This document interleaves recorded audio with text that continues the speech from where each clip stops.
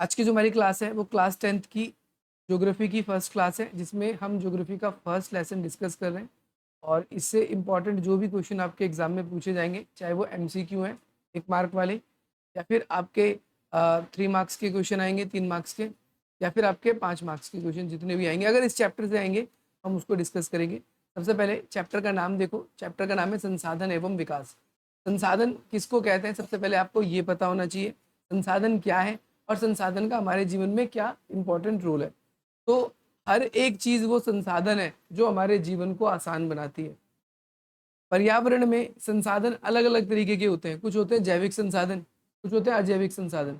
जैविक संसाधन मतलब जो जीवित संसाधन है, जो मनुष्य है वो भी एक संसाधन है, हमारे जीवन को आसान बनाता है। पेड़ पौधे हैं वो भी एक संसाधन है, पशु पक्षी हैं वो भी हमारे लिए एक संसाधन है। तो संसाधन अलग अलग तरीके के हो सकते हैं। जैविक संसाधन जो जीवित चीजें हैं वो जैविक संसाधन का रूप है, और जो मृत चीजें हैं, निर्जीव है, वो अजैव संसाधन में आते हैं। तो देखो, सबसे पहले संसाधन के बारे में क्या बताया गया है। हमारे पर्यावरण में उपलब्ध प्रत्येक वस्तु जो हमारी आवश्यकताओं को पूर्ति करती है वो संसाधन कही जा सकती है। हर एक चीज जिससे हमारी जरूरत पूर्ति होती है, हर एक चीज जिससे हमारी जरूरत क्या होती है, पूर्ति होती है।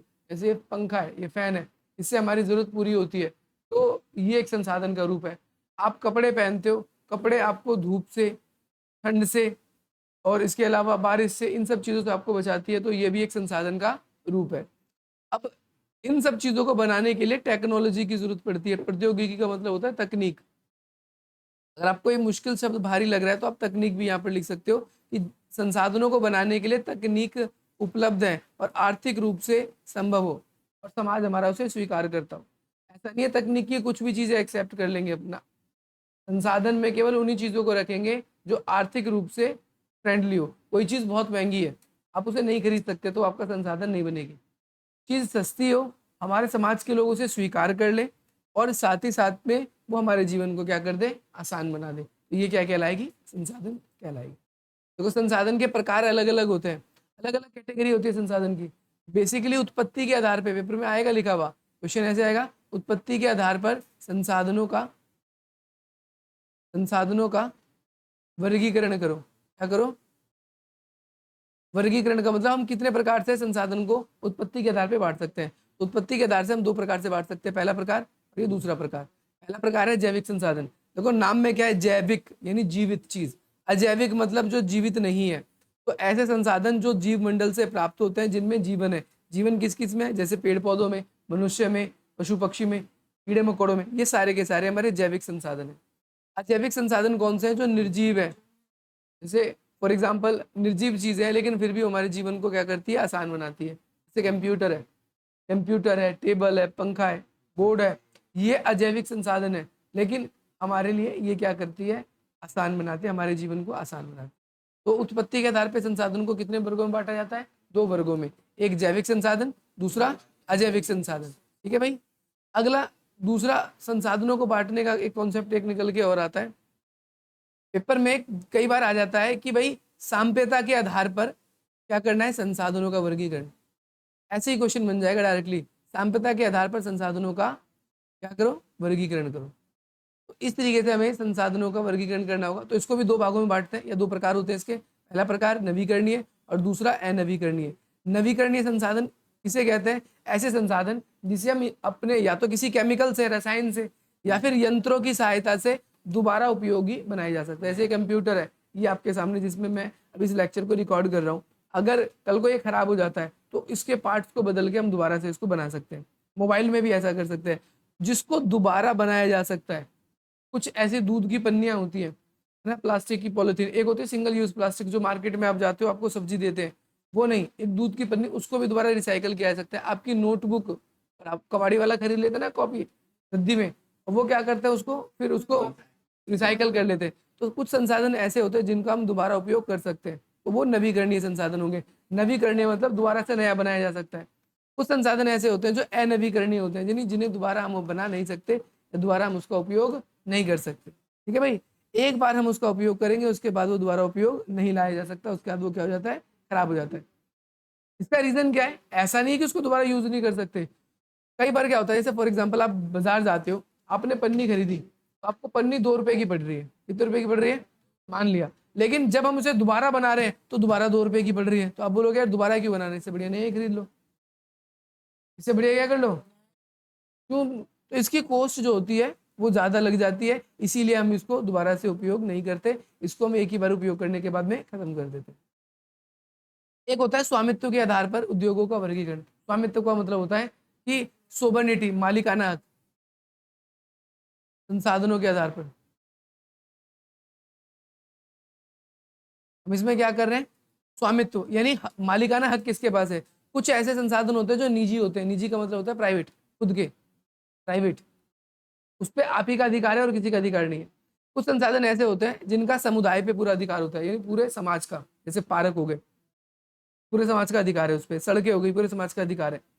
कुछ ऐसे संसाधन होते हैं जो राष्ट्रीय संसाधन होते हैं, राष्ट्रीय मतलब देश के संसाधन, जैसे आपके नहीं हो, सरकार के, सब कोई यूज कर सकता है, जैसे स्कूल, हॉस्पिटल, है ना, और मेन रोड हो गए आपके, वो सब क्या है, हर कोई उसका यूज कर सकता है, कोई उस पर रोक रुकावट नहीं लगा सकता। और कुछ होते हैं अंतर्राष्ट्रीय संसाधन। अंतर्राष्ट्रीय संसाधन मतलब वो किसी एक देश का भी नहीं, पूरी दुनिया का है। अगर आप भारत के मैप को देखोगे, अगर आप भारत के मैप को देखोगे तो आपको यहाँ पर क्या दिखेगा, यहाँ समुद्र दिख रहा है, ये नीला नीला समुद्र है। तो ये जो समुद्र है ना, तो यहाँ से ये जो हमारी सीमा है, हमारी तटरेखा है, इससे 200 मील तक, इससे 200 मील तक हमारा अधिकार होगा, यहाँ से 200 मील जितना भी हो। बाकी जो इतना ये नीला नीला समुद्र आपको नीचे दिख रहा है ना, ये पूरी दुनिया में सभी देशों का है, सभी देश इसमें आ जा सकते हैं, कोई इस पर रुकावट नहीं है। तो हमने क्या देखा, हमने ये देखा कि कुछ संसाधन ऐसे होते हैं, जैसे स्पेस हो गया, स्पेस समझते हो, अंतरिक्ष बोलते हैं हिंदी में, वो भी सबका है, किसी एक का नहीं, वो भी क्या है, ठीक है। तो संसाधनों को स्वामित्व के आधार पर कितने वर्गों में बांटते हैं, 4 वर्गों में। पहला निजी यानी प्राइवेट, दूसरा समाज का होगा, समुदाय, तीसरा होगा राष्ट्र का, और चौथा हो जाएगा जो अंतर्राष्ट्रीय का होगा, जिसपे सबका अधिकार होता है। ठीक है भाई, कोई दिक्कत, किसी बच्चों को कोई समस्या? नोट्स बनाना है इसको आपको सुंदर सुंदर घर से, सभी बच्चों को मैं कल जो समझा रहा हूँ उसको घर से लिख के भी लेकर आना है। ठीक है भाई, जो बच्चे नए आए वो उस चीज़ का ध्यान रखेंगे खास तौर पर। अगला क्या है, विकास के आधार पर हम संसाधनों का वर्गीकरण करेंगे। विकास के आधार पर संसाधनों का वर्गीकरण, पेपर में डायरेक्ट क्वेश्चन ऐसे आएगा भाई, विकास के आधार पे। देखो विकास के आधार पे क्या होते हैं, पहले नंबर पे कौन सा वर्गीकरण करते हैं, वह संसाधन जो किसी प्रदेश में विद्यमान है परंतु उसका उपयोग नहीं किया गया है, संभाव्य संसाधन कहलाते हैं। आपसे पेपर में ऐसे क्वेश्चन बनेगा ये वाला, संभावित संसाधन किसे कहते हैं। तो आप सीधा संभावित संसाधन में क्या बोलोगे, ये किसी क्षेत्र में पाया जाता है, ये किसी क्षेत्र में पाया जाता है परंतु इसका उपयोग नहीं होता, परंतु इसका उपयोग क्या है, ये पाया तो जा रहा है लेकिन इसका उपयोग नहीं हो रहा है। समझ में आ गया संसाधन, संभावित संसाधन। जैसे फॉर एग्जांपल किसी जगह पर तालाब पाया गया, वो भी तालाब भी एक संसाधन है, वहां पर पशुओं को नहला सकते हैं, खेतों में पानी डाल सकते हैं। बोलो मेरी बात समझ में आई कि नहीं आई। तो यहाँ पर हम क्या कह सकते हैं, यहाँ पर हम कह सकते हैं कि भाई संभावित संसाधन वो होंगे जो संसाधन हमारे पास है तो लेकिन उसका उपयोग नहीं हो रहा है। जैसे धरती के नीचे हमारे कोयला है लेकिन हम उसको निकाल कर उपयोग नहीं कर पा रहे, तो वो संभावित संसाधन हो गए। दूसरे नंबर पे कौन से संसाधन आते हैं, वे संसाधन जिनकी गुणवत्ता और मात्रा निर्धारण की जा चुकी है और वो विकसित संसाधन कहलाते हैं। यानी उनकी क्वालिटी और क्वांटिटी हमको पता है कि क्या क्वालिटी है, कितने अच्छे संसाधन है, कितने खराब है, और इस संसाधन को क्या बोलते हैं, विकसित संसाधन कहते हैं, जिनकी गुणवत्ता और मात्रा निर्धारण है कि कितनी मात्रा में कितनी गुणवत्ता है। एक होता है भंडारित संसाधन। कौन से संसाधन, ये वो संसाधन होते हैं जो अभी टेक्नोलॉजी की कमी की वजह से हम उसको निकाल नहीं पा रहे। जैसे धरती के नीचे सोना है, हीरे, कहते हैं ना, आपने कार्टून में देखा होगा ज्वालामुखी के नीचे हीरे की खाने, अलग अलग तरह की संसाधन है, लेकिन हमारे पास इतनी टेक्नोलॉजी नहीं है कि हम जाएं अंदर उसको निकाल के ले आए और गरीबी दूर कर लें, ऐसा हम कर नहीं सकते। तो ये भंडारित संसाधन कहलाएंगे। ठीक है भाई। अगला एक होता है संचित संसाधन। कौन से संसाधन, संचित संसाधन, यानी वो संसाधन जिनको हम निकाल सकते हैं, जिनको हम क्या कर सकते हैं, निकाल सकते हैं, परंतु हमने अभी स्टोर करके रख रखा है, हम बाद में यूज करेंगे। जैसे मैं आपको उदाहरण देता हूँ, आप भारत में पेट्रोल यूज करते हैं ना, भारत में गाड़ी चलाते हैं तो पेट्रोल, हम ज्यादातर पेट्रोल ना सऊदी अरब से, अरब कंट्री से मंगाते हैं। सऊदी अरब हो गया, ओमान, है ना, कुवैत, ऐसी कंट्री है जहाँ पर पेट्रोल बहुत ज्यादा मिलता है, वहां से हम पेट्रोल मंगाते हैं। हमारे देश में क्या पेट्रोल नहीं है, हमने अपना पेट्रोल सेव करके रख रखा है कि कल को वहां से आना बंद हो जाए, युद्ध हो जाए, ऐसी स्थिति बढ़ जाए, हमें कोई देने से मना कर दे, तो हम फिर अपने पेट्रोल को क्या करेंगे, यूज करेंगे। समझ में आ गया।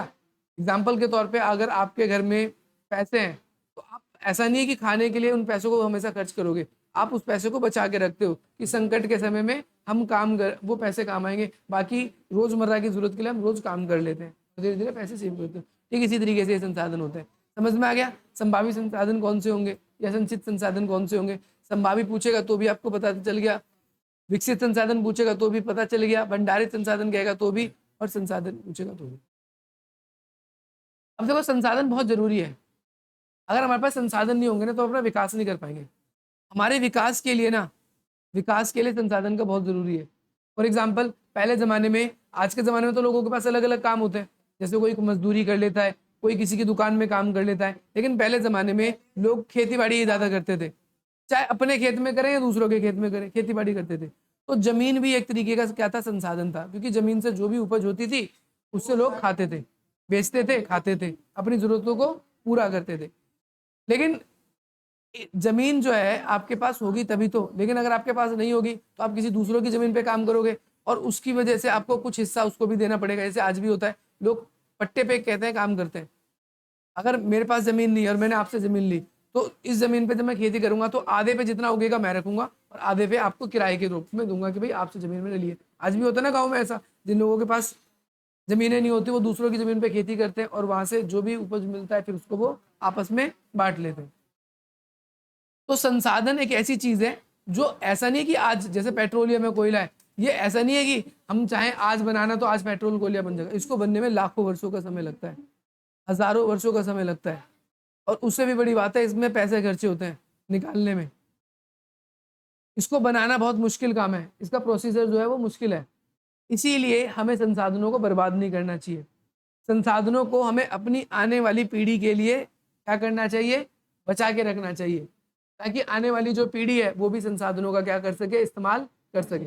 पेपर में आता है सतत पोषणीय विकास किसे कहते हैं, ध्यान से सुनो, क्वेश्चन आएगा सतत पोषणीय विकास। घर पे नोट्स बनाना है, क्वेश्चन वीडियो को पॉज कर देना, वही रोक देना और उसका लिखना सतत पोषणीय विकास किसे कहते हैं।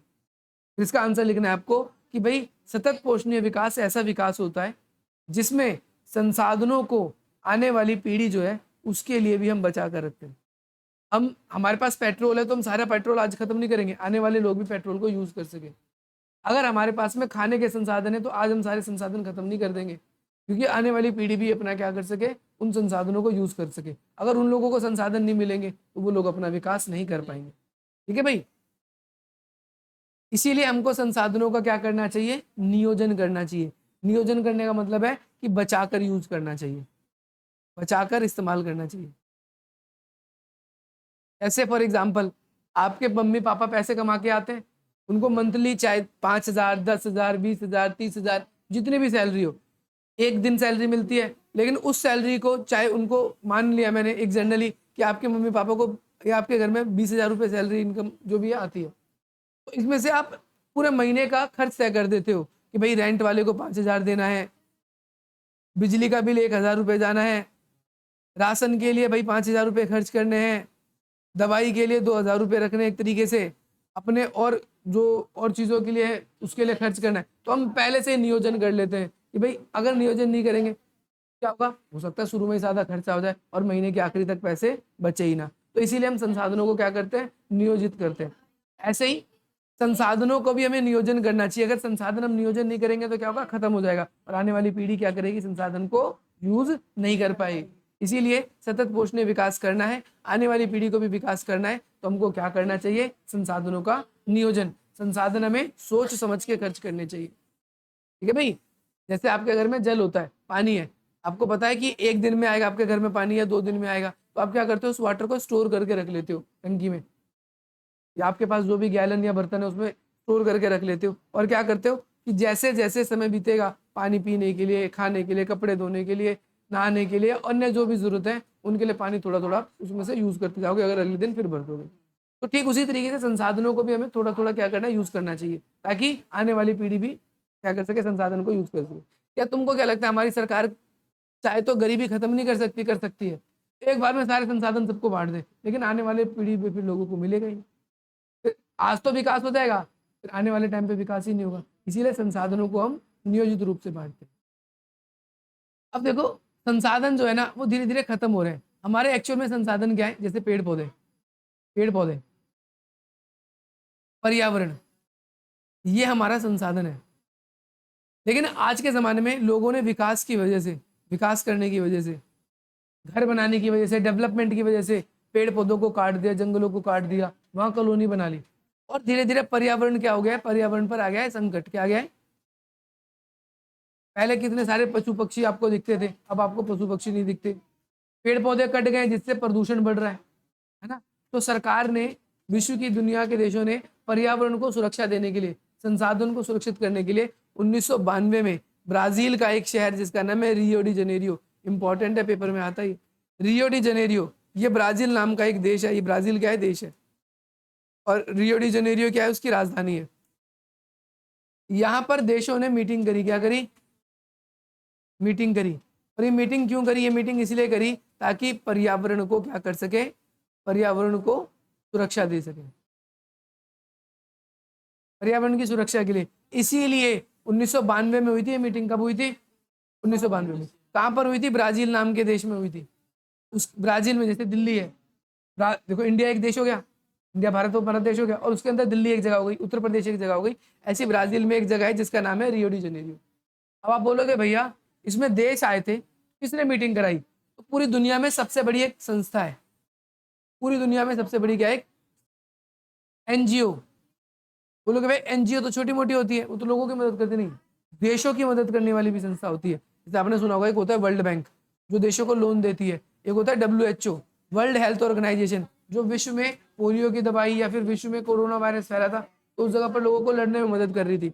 ऐसी होती है WTO, वर्ल्ड ट्रेड ऑर्गेनाइजेशन, विश्व व्यापार संगठन, विश्व में जितना भी व्यापार होता है देशों के बीच में, ये सारा रेगुलेट करती है। इन सब का भी माई बाप है जिसका नाम है संयुक्त राष्ट्र संघ। क्या नाम है? UNO बोलते हैं इंग्लिश में इसको, UNO, पूरा नाम है हिंदी में संयुक्त राष्ट्र संघ। ये क्या करती है? ये अंतरराष्ट्रीय स्तर पर देशों के बीच में अच्छे संबंध बनाती है। और इसने क्या किया? पर्यावरण की सुरक्षा के लिए, पर्यावरण की सुरक्षा के लिए इसने क्या किया कि भाई एक समझौता करवाया। इस समझौते का नाम ही रखा है रियो समझौता या पृथ्वी समझौता। ये पृथ्वी समझौता इसको इसलिए कहते हैं क्योंकि पृथ्वी को बचाने के लिए, पर्यावरण को बचाने के लिए समझौता किया गया था। इसमें एजेंडा 21 रखा गया, यानी 21वीं शताब्दी तक इन्होंने क्या किया? लक्ष्य निर्धारण कर दिए कि भाई पर्यावरण को कैसे सुरक्षित करना है। और उसके लिए सभी देशों के लिए इन्होंने क्या कर दी? जिम्मेदारी निश्चित कर दी। भाई हर एक देश को, अब ऐसा नहीं है कि अमेरिका खाली पर्यावरण को सुरक्षा करे, यूरोप केवल पर्यावरण को सुरक्षा करे, या भारत ही करे।